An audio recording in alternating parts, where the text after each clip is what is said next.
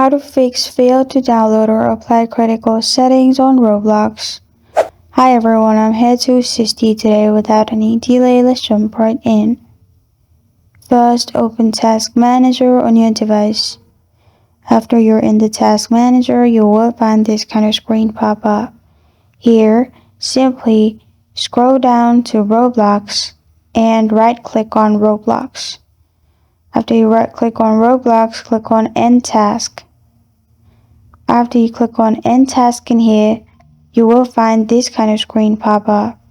After that, you can close the tab and click on the search bar at the bottom left and search % local app data % and press on Enter. It will lead you to this page.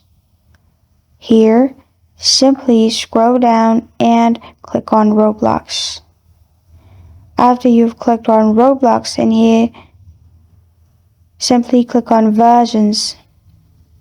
Then select all the versions and delete.